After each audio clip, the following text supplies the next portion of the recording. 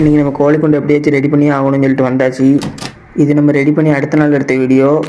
இதுக்கு முன்னாடி நம்ம கூண்டு எப்படி இருந்துச்சுன்னா ஃப்ளாஷ்பேக் கந்தல் பழமாக கிடக்குது. இதை நம்ம அடுத்த ரெடி பண்ணுவோமா இல்லை அப்படி பண்ணுவோமாங்கிற பேச்சுக்கே இடம் இல்லை.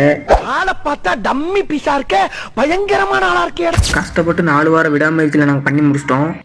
என்னடி சொல்ற 4 வாரம் சும்மா இருந்து 4 பேரை கூட்டிகிட்டு வந்து 4 பைப்பை நாக்கு தள்ள 4 மணி நேரம் வேலையை பார்த்து ஹலோ நூறா வேற ஒன்றும் புதிய கண்டுபிடிப்புலாம் கண்டுபிடிக்கல. ஆல்ரெடி பண்ணதில் தான் பட்டிட்டிங்க நீங்கள் பார்த்து பூசின வேலையை பார்த்துட்ருக்கோம்.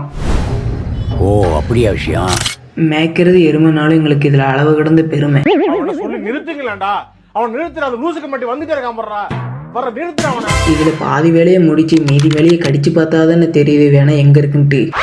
குறுக்கு இந்த கௌசிக் வந்தா என் செல்லா குட்டி ஏன் இப்படி சொல்கிறேன்னா, இந்த கூண்டை இந்த இடத்துல வைக்கலாம் தான் இருந்துச்சு. கடைசியில் மண்டையில் இந்த கொண்டையை மறந்துட்ட கதையா டிவி டிஷ் இருக்கிற கதையை நான் மறந்துட்டேன். ஒரு மனுஷனுக்கு எவ்வளவு. அதனால ஒரு நல்ல முகூர்த்தமாக பார்த்து டவர் கிடைக்கிற இடமா நாங்கள் அனுப்பி வச்சிடலான் இருக்கோம். ரொம்ப கம்மியாக ஒரு வாய் இது மணிக்குள்ள சாப்பிட்டு இருக்குமாயா பையன் ஷாட் எடுக்கிறேன்னு வரல. கை ஷார்ட் ஆயிடுச்சுன்னா தெரியாமல் கை தட்டி செல்லு கில்லு கீழே விழுந்துச்சு. சோலி முடிச்சு வேலையை முடிச்சுட்டு அப்படியே காத்தவங்களான்னு வந்தேன். அப்படியே பின்னாடி வியூ நல்லா இருந்துச்சு. அது ஒரு வீடியோ எடுத்தேன்.